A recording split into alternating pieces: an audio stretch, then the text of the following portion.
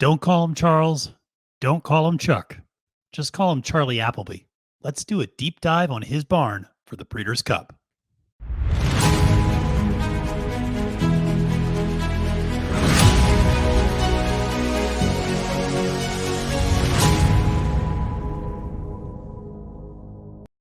Trust the Profits Breeders' Cup coverage is brought to you by PlayUp Racebook, the most horse player friendly racebook in the industry. PlayUp Racebook is always your best bet. Salutations and welcome, friends. I'm your host to Countdown to Keeneland, Matthew Desantis. You can find me on Twitter at the handle @FailedToMenace. My favorite running line. I will tell a story about why that is one day. But needless to say, that is whenever I see a horse that fails to menace, there's a part of me that always wants to put $2 down on that horse. So that is the Twitter handle you can always find me at. Maybe not quite as good as Looms Boldly, but a pretty good Twitter handle, I think, nonetheless. So you can always find me on social media. I love interacting with all of you. Really enjoy getting all the positive feedback. But as you see at the top, we are excited here on Trust the Profits to get a new sponsor, and PlayUp Racebook. Great sponsor, great people, building the sport the right way, really trying to look out for players. There's a lot of great content that they're going to be rolling out, but I got to tell you about some of the things that they have going on here. First of all, there's a sign up and deposit bonus going on right now. Sign up and deposit at PlayUp Racebook and receive 50% deposit bonus up to $250. That's not all. Deposit $100 or more before the Breeders' Cup, and they will give you an additional $25 free wager. You want to bet $25 on Epicenter to upset Flightline? You want to bet $25 on one of these Charlie Appleby horses maybe I'm talking about, but you don't want to risk your own money? It's not a bad way to do it. So, like I said, $50 deposit bonus up to $250, $100 deposit before the Breeders' Cup, and they'll give you a $25 free wager. You see the information there. Check it out. Go to PlayUp Racebook and see all that they have. And like I said, a lot of really good folks there at PlayUp Racebook, and we appreciate their support of Trust the Profits. Now, as we get into the Breeders' Cup, and the prep races are over, folks, they're all done. And so what I wanted to do today was kind of dive deep into one of the international barns that we talk about a lot, which is Charlie Appleby. The news just came out today that he is bringing over a fleet of 6 horses to this year's Breeders' Cup. And I thought it would behoove us to take a look at those 6 horses, talk about their chances in each of those individual races, and provide, most of you are North American racing fans, but provide you with a little bit more context about who these horses are, the pedigree that they're coming over with, the abilities that they're coming over with, etc. And so that when it comes time for Keeneland in just a couple of weeks, you have a sense of which international shippers are the best and the strongest for you to consider placing bets on, and which may actually be worthwhile fading because maybe there's some better horses that we have here in the United States, or there are some stronger international shippers coming over, and we'll see about that. But like I said, dive into Charlie Appleby's barn today. Like I said, those 6 horses are going to be the primary focus of this episode of Countdown to Keeneland. So let's dive right into the information that we have on Charlie Appleby. And for those of you maybe not familiar with the great Euro trainer, Appleby has a stellar record at the Breeders' Cup. This is almost too good to believe, quite frankly. In 11 career starts at the Breeders' Cup, he has 6 wins and 1 place finish. That is incredible that he is over 50% winning at the Breeders' Cup when he brings his horses over.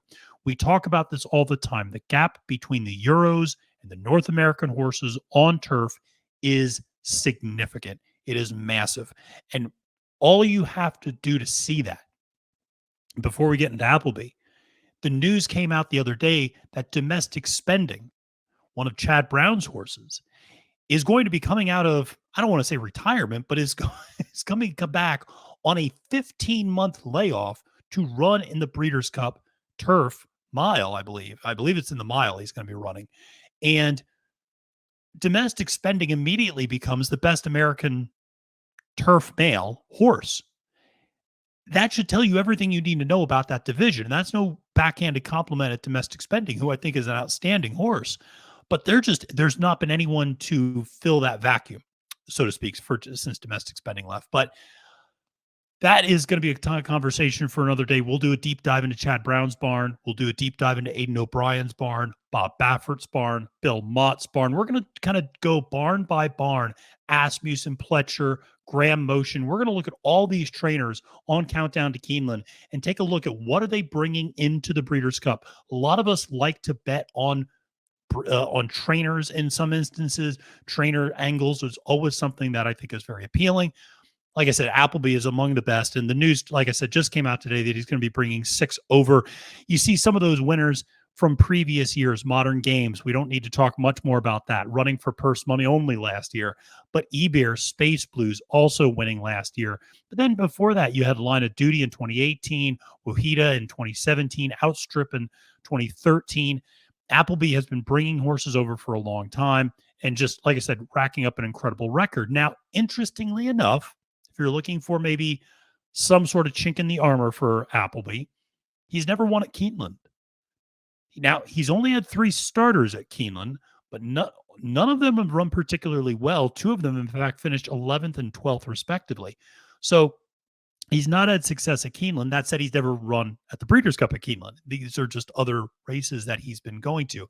Keeneland's not a track he runs at very often. Saratoga is kind of the more common track where you see his runners come over to during the summer meet, occasionally Belmont, places like that. But then Del Mar, Santa Anita, Churchill Downs, where the Breeders' Cup is then where he'll run. So now let's take a look at the starters that he has for this year. And these are, and I need to give credit to Nick Luck, who was the first one to report this, but these are the expected starters for Charlie Appleby's barn at the Breeders' Cup this year. One of the names that you will not mention, and perhaps that's where we should start, is Adiyar. Adiyar is a tremendous, tremendous horse. One of my favorites. And I know I've said that before, but he really is. And love Adiyar, who just came up a little short, actually, at the British Championship Stakes in beating Baid, but ultimately losing to Bay Bridge in that really thrilling race at the Kipco British Champion Stakes this past weekend. Adiyar is going to continue to train, but does not look like he's pointing towards the Breeders' Cup. So he'll not be coming over. So who is coming over in his place? Rebels Romance is coming over. Nation's Pride, Creative Force, Modern Games. Those are the 4 adult horses that are going to be coming over. Then you have Silver Knot and Mischief Magic, who are the 2 juveniles that are going to be coming over.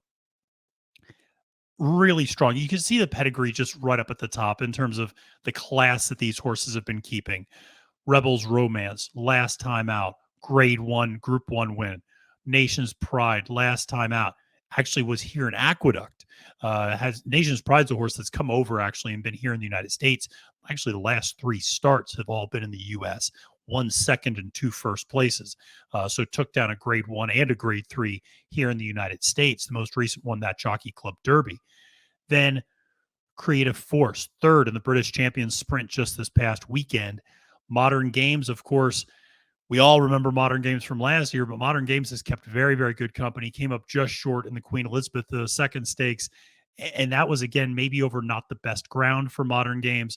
So I would expect Modern Games to have a very strong effort this time out. Before that, of course, winning the Woodbine Mile with ease over Ivar, who we saw come and run very well at a strong second place and a driving second place at Keeneland in the Coolmore Mile. So that was one where, like I said, Modern Games, though, has been keeping great company. Then Silver Knot and Mischief Magic.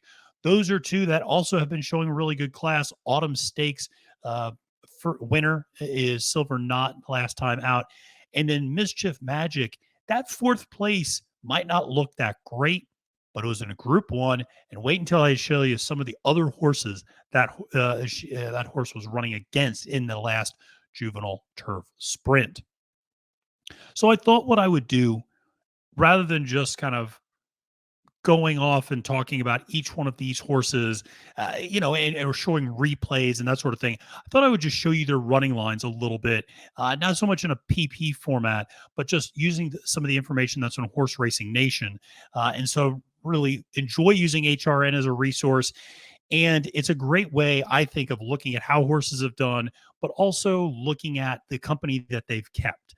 Okay. So I just it's a quick lookup for me. Okay, rather than digging into PPs, rather than digging into all of this, I just like going to HRN sometimes and just going like, I just want to see the last few races of this horse and see race replays in some instances, and just see. You start clicking around too to see like other horses and who they've been running against, etc. So it's kind of a fun click hole that I that I do. Um, but Rebels Romance has been keeping outstanding company. You see here, Group 1 winner the last 2 times out. This horse wins almost all the time. Only 3 career losses. It should be noted all 3 of those losses took place on dirt. This horse is undefeated on synthetic or turf. Okay, those dirt races were all overseas in Maidan. That's where the horse came in underneath and kind of did not run quite as well. But on turf, Rebels Romance is the real deal. Rebels Romance right now, according to odds checkers, is the favorite in the turf. This is Appleby's probably strongest horse. May not actually be his best chance for a winner. We're going to get to that second in a second. But Rebels Romance is exceptional and should be a horse you absolutely take seriously. It's interesting. I think we've spent a lot of time talking about horses like Adiyar, like Mischief, who's going to be making his final appearance actually at the Breeders' Cup. That's going to be his retirement race. A horse like Broom, a horse like Baid. These are more common names, I think, that we've heard a little bit more about in North America. And so a horse like Rebels Romance may not be a horse that a lot of North Americans know, North American racing fans know, but he has been racking up group staged wins ever since coming back from Maidan this year. Very impressive colt. And like I said, probably the best of the Appleby horses, just in a pure talent and ability that are coming over to this year's Breeders' Cup. So Rebels Romance absolutely is a justified favorite in that Longines turf that he'll be running in. Now, he's going to have company in the same race with a fellow barn mate in Nation's Pride. Nation's Pride, like I said, has come over here and has run in the United States the last 3 times out. This was a horse that was running very well overseas. It was running at Newmarket and was running at Epsom, was running well, and then came over and ran in the Belmont Derby. Didn't have the best trip that day, but ended up finishing second. And what's interesting, and this should show you the gap that exists between the Euros and the North American horses on turf, and even our very best European turf or North American turf horses. In talking to people about Nation's Pride before the Belmont Derby, many people said this feels like a B or C level horse from Appleby's barn. In other words, he's not sending over his best. This is his not even 1A. This is his B horse. This is his C maybe level horse. These Euros didn't strike fear into the hearts of the North American horses. Will promptly finish second, okay, to Stone Age, by the way, who was another Euro, but lost to Classic Causeway that day. Then comes back in the Saratoga Derby, Grade 1, wins, beats Annapolis, who has now gone on to really prove me wrong a little bit. Annapolis has gone on to be an absolutely outstanding horse and one of our best turf horses in North America. And so Nation's Pride dispatches of Annapolis, then goes to Aqueduct last time out in the Jockey Club Derby, wins that one with ease. Classic Causeway finishing third in both of those. But that just shows you, like I said, the second tier Appleby horses come over here to the United States and win our Grade 1s. Again, the gap between the Euros and the North American turf horses is massive. And I will say, but I will qualify by saying this. That gap is massive with the boys, with colts and horses. That gap is much less pronounced, I think, with fillies and mares. I think our female horses, Chad Brown has an outstanding crop right now, obviously with In Italian, Regal Glory, technical analysis. He's got really, really, really good female horses. Bill Mott, obviously with Warlike Goddess, has some very, very special female horses. So I feel like our female turf horses are ahead of our male turf horses by a pretty significant margin here in the United States. And all you have to see, honestly, is Warlike Goddess's left effort to demonstrate that point. But Nation's Pride, very good horse. I think you could probably get decent odds in Nation's Pride because he'll be middle of the pack in terms of a choice, I think, in this race, if not a pretty significant long shot. Um, that said, I actually kind of like Nation's Pride in the regard that horse has been over here running in North America. Sometimes horses do take a race to get used to that. Sometimes horses don't always ship over that well. The fact that Nation's Pride has been running well here in North America against North American horses on North American turf, that's promising. I'll just say that's promising. I think there's something there for Nation's Pride, and it certainly will be another very good horse to be in the race there in the Longines turf. Well, let's talk about Creative Force, who's going to be in the turf sprint. And this is a horse that is a little bit more of a grinder. This horse had a little bit of better 2021, has not come back maybe quite as dominant here in 2022. You can see that a little bit on the graphics, a lot of more underneath finishes, has been keeping very, very good, great Group 1 company the whole time, though. And so has been running against the very best out there. Ran third last time out. You see a lot of the same names pop up. A horse like Naval Crown kind of pops up over and over again. Alcohol Free is another horse that pops up a few times, but you see the same horses kind of running against each other over there in this circuit. Really, with the exception of one race, which was the first race back, I should mention, that March 26th race where he finished 14th at Maidan. That was really the only race Creative Force has turned in that was a poor effort. That was, of course, coming off of a 5-month layoff. So other than that, Creative Force has been running very well, a third, a second, a fourth, and a third in the other 3 starts this year. Like I said, just finished third at the British Championship Stakes this past weekend. Now coming over.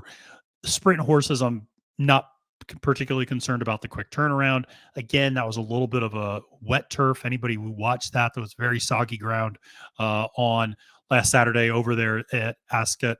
And so the fact that Creative Force will probably get firmer turf here, firmer ground here in the Keeneland sprints at the Breeders' Cup should play into their hands. Some of those horses that may not have run particularly well at that British Championship Stakes, British Championship Champions Stakes, I should say. A lot of those horses are going to benefit from a slightly stronger, firmer turf. So, Creative Force, like I said, I think a very good horse.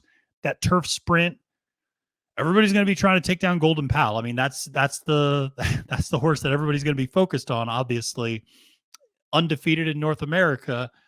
There's going to be some very good shippers that are going to be coming over. We'll talk some more about those when we dive into some of the other barns that are sending horses to that race. And there are some nice North American threats to Golden Pal potentially as well. We'll see if a horse like Go Bears Go comes over. That horse actually ran second at Golden Pal last year. Very good turf horse in his own right. And so Creative Force, though, is a horse I would absolutely consider underneath. I'd imagine you'll get pretty honest odds on this horse. Doesn't feel like the very best of the Appleby barn.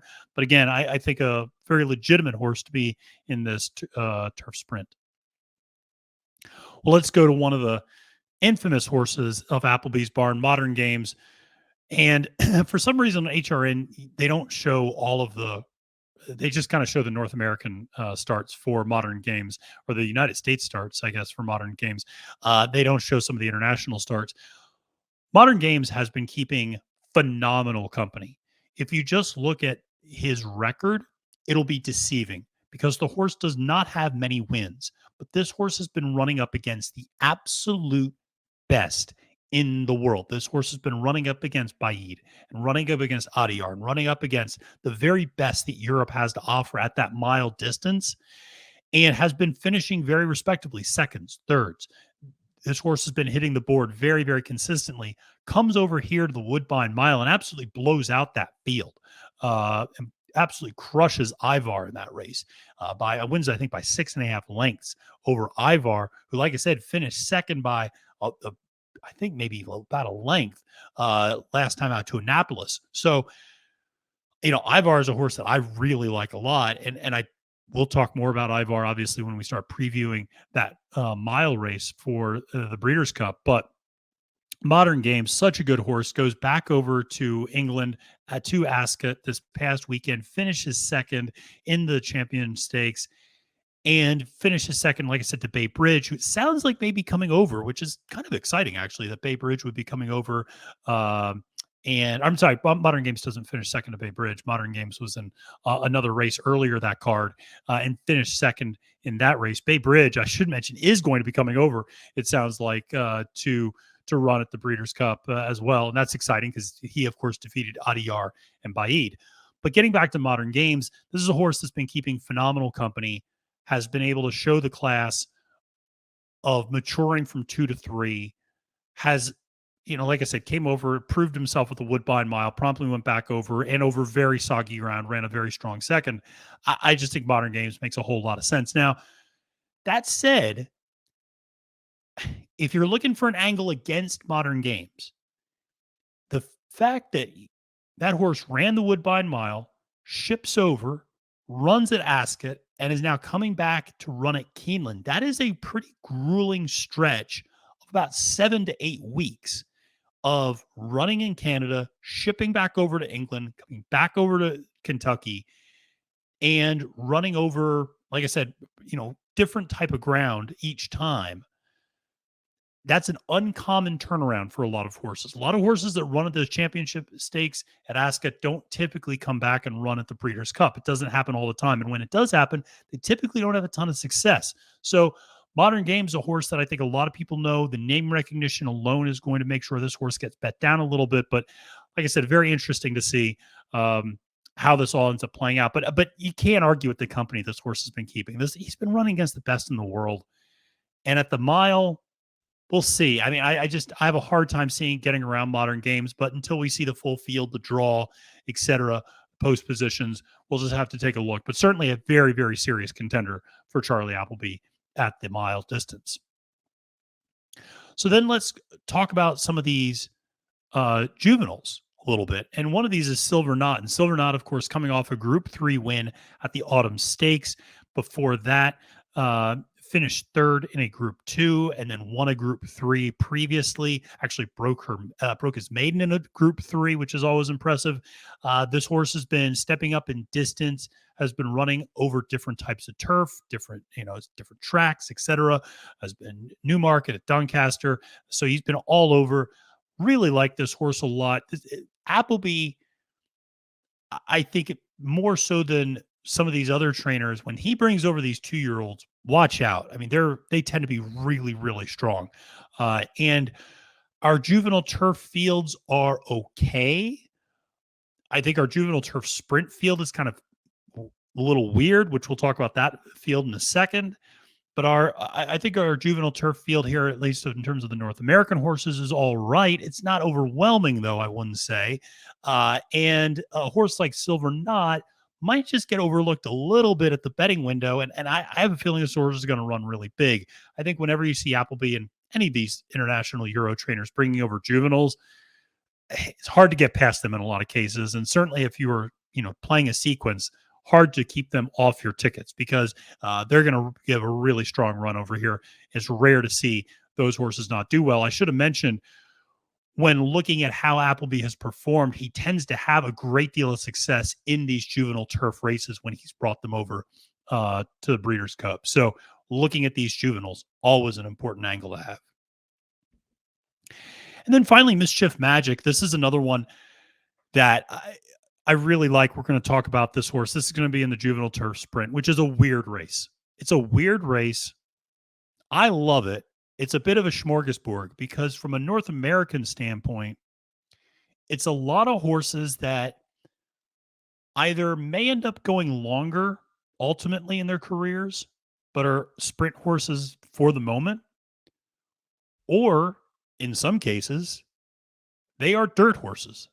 Because there is no juvenile sprint, there's only a juvenile turf sprint. And so because there is no juvenile sprint for horses that prefer running on dirt, there are dirt horses that are going to be in this race. The two most notable ones are Speedboat Beach, the Bob Baffert horse, who I believe, ran a 100 buyer speed figure first time out, and then promptly ran a 75 buyers on the turf, but qualified, but won and qualified and won a win and you're in for the Breeders' Cup Juvenile Sprint. And then the other one is, of course, Tyler's Tribe, the horse from Iowa that has been doing nothing but running on dirt and is now at Keeneland training on the turf and getting ready for the Juvenile Turf Sprint. The advantage that the Europeans have is that these are very intentional turf sprint horses that they're bringing over. Our turf sprint horses are just kind of like, well, we'll see what happens. There's not a golden pal in this year's class from a North American standpoint. There are some nice horses.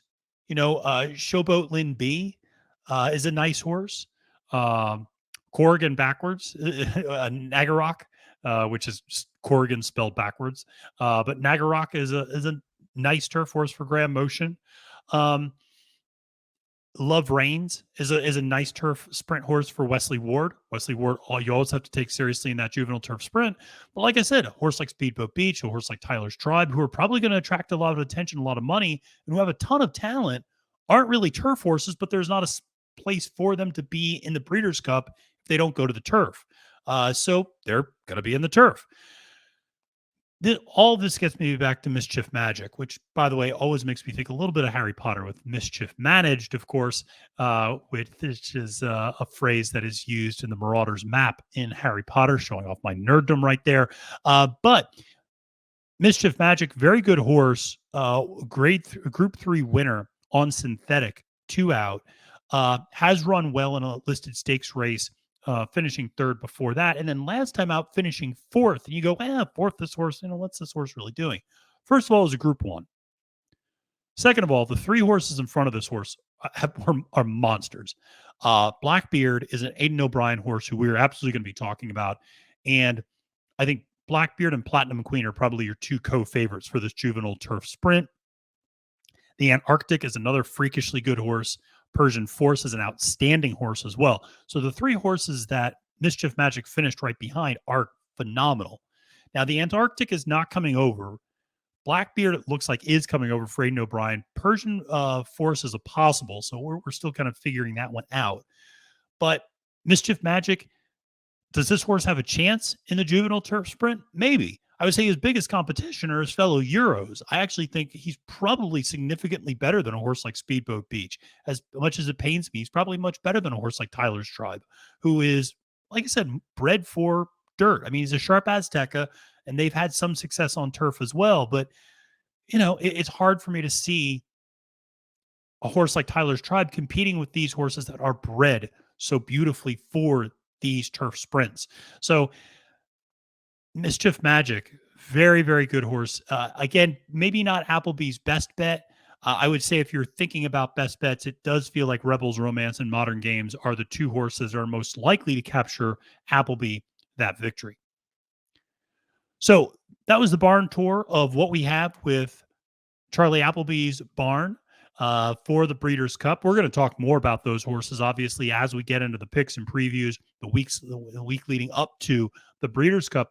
But like I said, one of the things we're going to be doing here on Countdown to Keeneland, we're going to be doing more than just weekly shows, might be popping on a couple times a week, actually, and kind of giving you these barn updates, letting you know, hey, here are the Pletcher horses that are running. These are the divisions they're running in. Here are the Steve Asmussen horses. Here are the Aidan O'Brien horses. Here are the Bob Baffert horses. All right. Here are the Graham Motion horses. Just so you're more familiar with, okay, these are the connections I should be paying attention to. Here are the Bill Mott horses, for instance. And like I said, a lot of people have strong connections to particular trainers. And that's why I thought it'd be fun to dive into who's coming over from these particular barns to the United States, particularly the Euro trainers that we may not know as much about. So, like I said, I'll have something on Aidan O'Brien up next week. Like I said, we'll dive deep into some of the North American trainers who we all probably are a little bit more familiar with. But like I said, sometimes, some of the juvenile races, maybe some of the turf races, some names slip by us. We might not realize, oh, they're bringing that horse. Oh, they're going to be running this horse in this division. Oh, that's interesting. So you start getting much more clear intentions in the weeks leading up to the Breeders' Cup. But thank you again for checking us out. And of course, give me a follow on Twitter at the handle @FailToMenace. And just as a reminder, make sure to visit our sponsor, PlayUp Racebook. Sign up and deposit at PlayUp Racebook and receive a 50% deposit bonus up to $250. Great offer, great deal. And on top of that, deposit $100 or more before the Breeders' Cup, and they will give you an additional $25 free wager. You want to put $25 on Rebels Romance? You want to put $25 on Modern's Games? Hey, maybe Modern Games you might actually be able to win some money on this year. You want to put $25 on, a horse like Creative Force or Magic Mischief or Mischief Magic. I always get that horse's name mixed up. But you want to put $25 on Mischief Magic? Go for it. That's the beauty of this. So PlayUp Racebook, you absolutely need to check them out. So thankful that they're partners here with us on Trust the Profits, and excited for them looking out for you. Like I said, they're a great new race book that people should be checking out. And thanks again for their sponsorship of Trust the Profits and Countdown to Keeneland. All right. Well, that does it for me today. I appreciate everybody tuning in. Like I said, we're going to have more of these barn tours. Make sure to check out some of my content on Trust the Profits later this week as we do capping the card. We do the entire card. What are we doing this week? Maryland Millions Day, baby. That's right. Laurel Park, Maryland Millions. It's a huge day in the Mid-Atlantic. Forget Keeneland. Forget Santa Anita. Have some fun. Come down to Maryland. Let's do crabs and beer. It's actually a pretty good horse. But let's do some Maryland Millions. Barry the Sniper Spears will be joining me. That'll be up later this week. We have all the other great content on Trust the Profits, so make sure to press that subscribe button, like us on YouTube, and follow me on Twitter at the handle @FailToMenace. Until next time, friends, I'm Matthew Desantis, reminding you that it's now post time. Trust the Profits Breeders' Cup coverage is brought to you by PlayUp Racebook, the most horse player-friendly racebook in the industry. PlayUp Racebook is always your best bet.